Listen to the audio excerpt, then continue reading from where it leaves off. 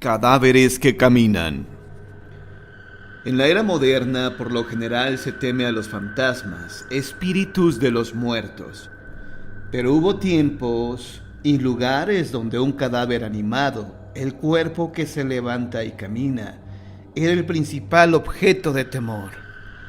Una crónica inglesa del siglo XII, escrita por un autor conocido como William de Networth, contiene varios relatos denominados del extraordinario suceso cuando un muerto salió de su tumba. Este es uno de los relatos. Un hombre sumamente malvado que vivió en los alrededores del castillo Alnwick murió sin confesar sus cuantiosos pecados. Sin embargo, se le dio sepultura cristiana, la cual, anota William, no se merecía y no le sirvió de nada. Este mal hombre no pudo ser mantenido en su tumba por el poder de Satán en las horas de la noche. Podía levantarse de su sepulcro y vagar por las calles, merodear alrededor de las casas mientras los perros aullaban y ladraban toda la noche. La gente tenía miedo de salir a la calle por la noche porque el que se encontrara con la criatura sobrenatural era atacado y golpeado por ella. Peor aún, el cuerpo caminante comenzaba a descomponerse. El aire hedía cuando el fétido y podrido cuerpo pasaba, por lo que estalló una plaga y casi no hubo una casa que no estuviera de duelo. Finalmente, dos hermanos cuyo padre pereció por la plaga discurrieron un intrépido plan. Sacarían el cuerpo y lo quemarían. Esto requería mucho valor, pues el cuerpo podía moverse y no sabían lo que sería capaz de hacer. Además, exhumar un cuerpo, aun para una causa obviamente buena, era un acto muy pecaminoso, pero de todas formas lo hicieron. Y mientras pensaban que tendrían que cavar más profundo, de pronto dieron con el cuerpo, cubierto por una delgada capa de tierra. Estaba hinchado y apretujado, con una corpulencia aterradora, y su cara estaba inflada y encarnada, con enormes mejillas rojas, y el sudario estaba desgarrado. Uno de los jóvenes traspasó el cuerpo con una pala. De inmediato brotó un chorro de tibia sangre roja, por lo que se dieron cuenta que se habían alimentado de la sangre de muchos pobres. Quemaron el cuerpo y la plaga terminó. Como el aire contaminado fuera limpiado por el fuego que devoró al ser infernal que había infectado la atmósfera. Este relato se acerca a lo que ahora consideramos como vampirismo. Sin embargo, en el siglo XII la palabra vampiro era desconocida en Inglaterra. El vampirismo llegó a Inglaterra de Europa Central, pero se fundió con los viejos relatos de cadáveres que caminan, que ya eran bien conocidos. William tiene varios relatos de muertos que caminan, que cuenta con un aire de absoluta sinceridad. Sin embargo, algunos de sus relatos son tan extravagantes que es lógico sospechar que está repitiendo un relato exagerado y lo sabe. En una de sus narraciones, un monje persigue con una pala por un castillo desierto a un muerto que camina. El muerto escapa brincando al foso. En Rusia surgieron muchos relatos de muertos que caminan.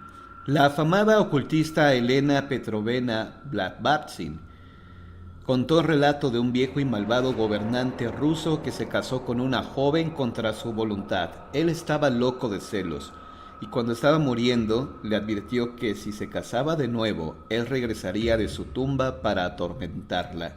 Pero ella era una mujer todavía joven y el deseo superó al miedo, por lo que después de unos meses anunció su voluntad de casarse con el hombre que amaba desde antes de ser obligada a casarse con el viejo gobernante. Esa misma noche se vio un carruaje salir retumbando del cementerio donde estaba sepultado el cuerpo del gobernante. Se aproximó a la residencia donde vivía su viuda, y al hacerlo, todos en la casa fueron agobiados por una sensación de letargo y se durmieron. El cadáver del gobernante bajó del carruaje, subió al cuarto ocupado por su viuda y procedió a golpearla y pellizcarla hasta dejarla llena de moretones. Este mismo tratamiento fue repetido cada noche durante varias semanas hasta que la pobre mujer estaba casi muerta. Ni los soldados ni la intervención de un sacerdote pudieron detener el carruaje del gobernante muerto. Los que trataban de impedir su paso eran derribados por una fuerza invisible. Finalmente, las autoridades civiles y religiosas acordaron exhumar el cuerpo del gobernante y quemarlo. Solo entonces acabó el tormento de la viuda. Un cadáver que camina de este tipo, que se levanta de la tumba por su propia maldad, no debe confundirse con un zombi, que es un cuerpo reanimado por medio de la magia.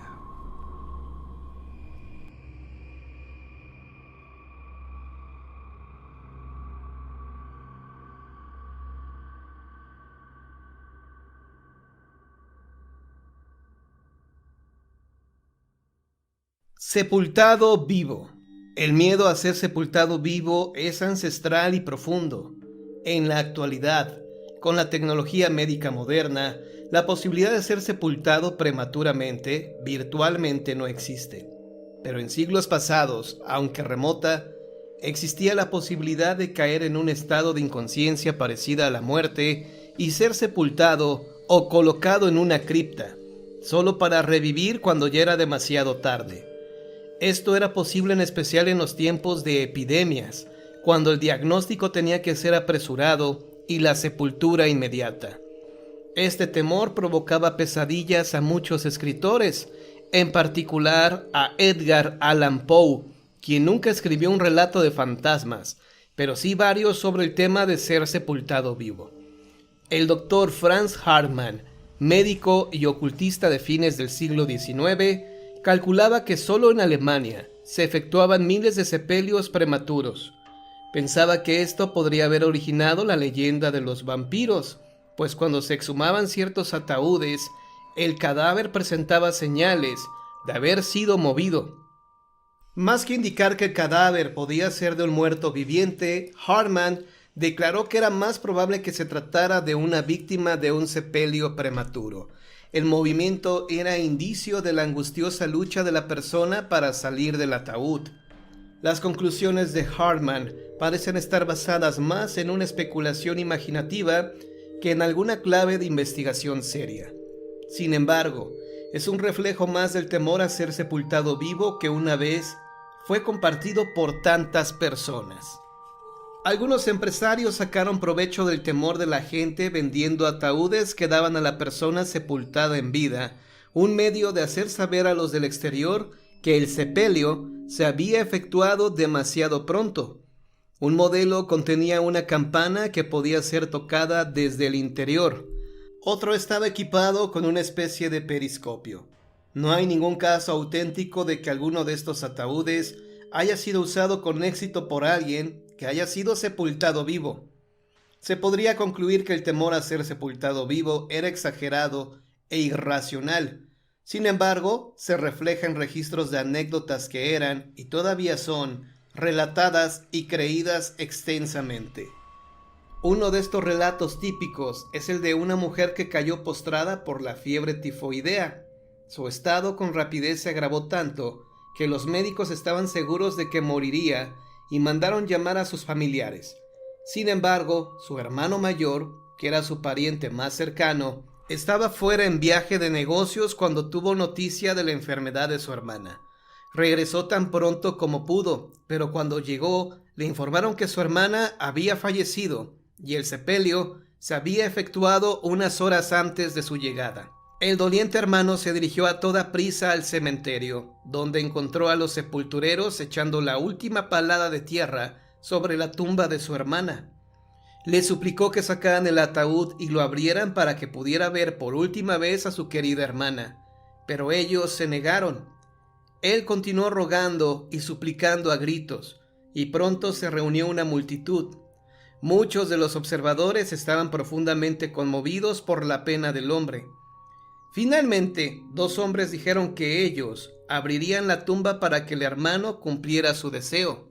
Como la tierra todavía estaba floja, la excavación fue rápida, y en media hora el ataúd estaba fuera y lo abrieron.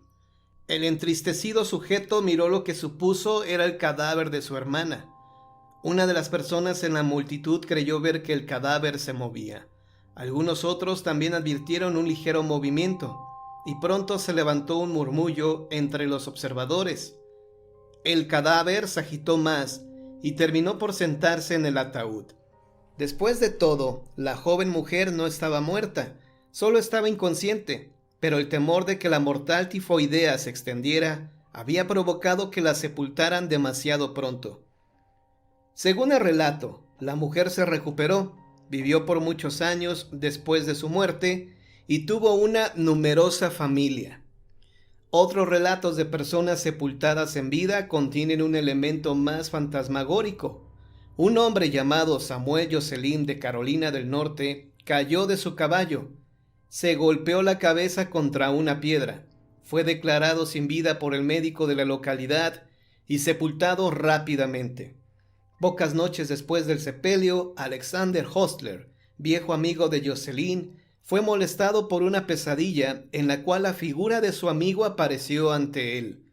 «¿Cómo dejaste que me sepultaran si no estaba muerto?», dijo la sombra de Jocelyn. «Pero sí estabas muerto», contestó Hostler. «No lo estaba», replicó la figura. «Abre mi ataúd y verás que no estoy en la posición en la que me sepultaron». Hostler trató de pasar por alto el sueño, pero este se repitió en las noches siguientes y parecía que continuaría hasta que él hiciera algo. Persuadió a un amigo para que lo acompañara por la noche al cementerio para abrir la tumba de Jocelyn. Cuando levantaron la tapa del ataúd, encontraron que aunque Jocelyn había sido sepultado con el rostro hacia arriba como todo el mundo, el cadáver se encontraba ahora de espalda. De alguna manera se había volteado. El siguiente relato se encuentra en algún punto en la frontera entre los relatos de las personas sepultadas en vida y los tradicionales relatos de fantasmas. Una joven de una opulenta familia se enamoró del hijo de un trabajador de la localidad. Los padres de ella no estaban de acuerdo y trataron de romper la relación sin éxito. Por último, la enviaron a un estricto internado en otro estado. La chica era muy infeliz, pero el estado emocional del chico era peor. Al ser separado de su amor, pareció perder todo el interés por vivir. Se enfermó y su estado empeoró con rapidez. Los médicos no sabían qué pasaba, excepto no tenía deseos de vivir. En pocas semanas falleció. A los padres de la joven les asaltó el remordimiento, pero no tuvieron valor de comunicar el deceso a su hija. Pocos días después del funeral, la chica regresaba a su dormitorio cuando vio uno de los coches de la familia en terrenos de la escuela y con sorpresa advirtió que detrás del volante se encontraba su enamorado. Se alegró de verlo, pero se alarmó porque parecía muy pálido y enfermo. «Oh, Dios mío, ¿qué pasa?», preguntó. «¿Qué ha sucedido?». «Tu familia me pidió que viniera por ti», replicó él. «No sé por qué». Sin molestarse en pedir permiso o siquiera avisar a las autoridades de la escuela que se iba, se subió al coche. Durante el largo retorno el chico casi no habló y la joven se preocupó. Alargó la mano y le tocó la frente. Estaba fría y húmeda. «¿Estás enfermo?», preguntó ella. «Estoy bien». «Debes tener frío. Toma mi bufanda». Con cuidado colocó su bufanda de lana alrededor del cuello del chico. Cuando el coche se detuvo frente a la casa, ella se apresuró al interior. Sus padres se sorprendieron. Se impactaron, sería más exacto, al verla. Se alarmaron todavía más cuando les dijo por qué había ido y quién la había llevado. Entonces el padre le informó que el chico había fallecido, pero ella se negó a creerle. Si él estaba muerto, ¿quién la había traído a casa? Cuando salieron, el coche estaba ahí. El motor estaba todavía caliente, pero no había señales del chofer. La chica y sus padres fueron a la casa del joven, y sus padres con pena confirmaron el deceso. Pero cuando escucharon el relato de lo sucedido, se alarmaron y también se asustaron. Decidieron que lo único que podían hacer era abrir la tumba, lo cual llevaron a cabo al día siguiente. El cuerpo del joven estaba en el ataúd, como esperaban, pero alrededor de su cuello estaba la bufanda de lana de la chica.